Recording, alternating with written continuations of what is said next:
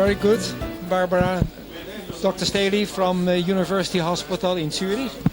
Welcome here at the EuroPCR. We have been working together for a long time. You just reminded us that many years ago you came to Leiden for the QFR training, which took 2 days. Exactly. But now, as you have seen also the latest version, it's a lot simpler and a lot faster. Exactly. And more automated. This is really impressive because it took me 2 days to get through the first version in Leiden, a great course I remember very well. But now you eliminated a lot of clicks that we had to do as operator. You integrated artificial intelligence, and the software does a lot of work for you.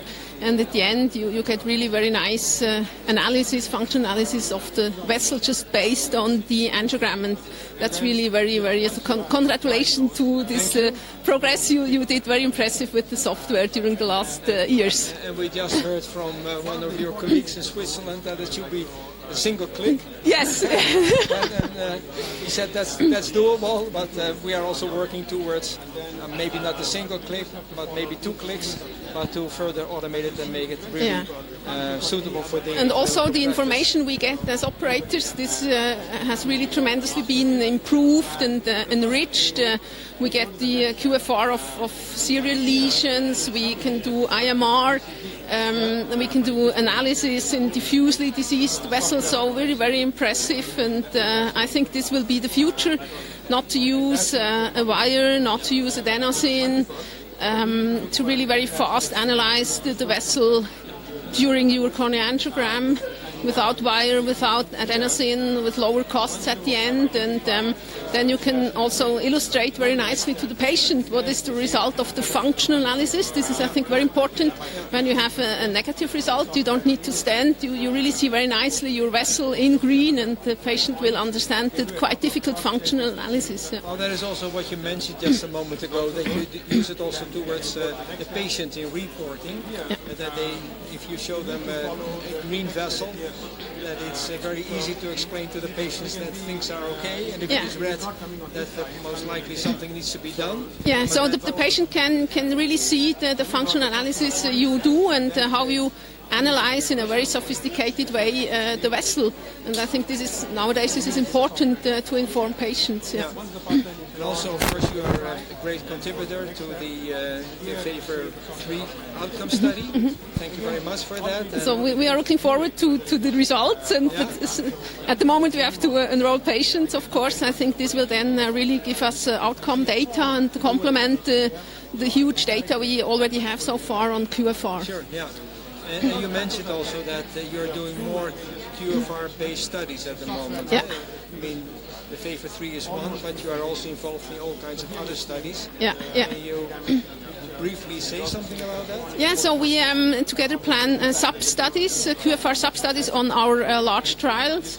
One trial is multi-stars, where we enroll patients with STEMI and multivessel disease. They are randomized to immediate complete versus staged complete catheterization, and QFR will be the perfect tool for non-culprit lesion assessment. Yeah. And the second study is TAVI PCI, where we enroll patients with severe aortic stenosis and coronary artery disease. To the treatment sequences, PCI first, then TAVI, or TAVI first and then PCI. And we do IFR of all lesions, and there we can work on QFR, IFR in patients with severe aortic stenosis, correlated before and after the treatment and with outcomes. And I'm very happy that we can do these sub-studies. Okay, very good and very exciting, and of course look forward to those results as well. We also always emphasize the post-PCI QFR. Is that something that you use also?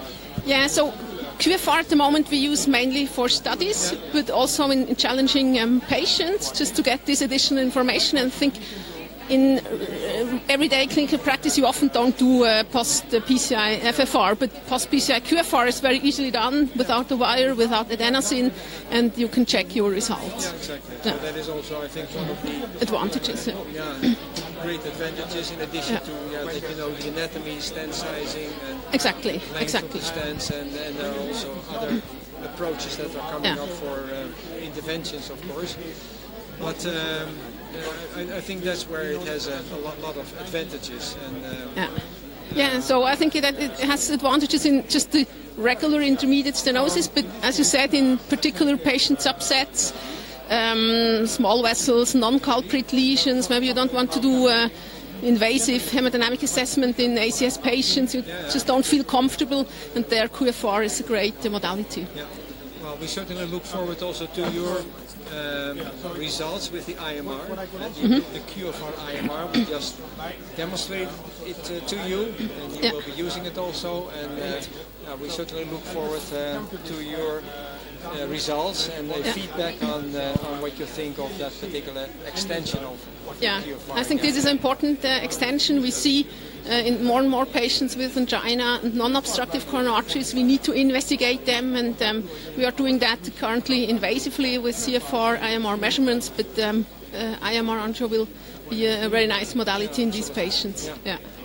Well, I think I would like to thank you very much for this Hans. interview, and look forward to hear from you more and more, and maybe next year here or TCT or wherever we will see each other. Yeah, thanks. Thank you very much. Hans.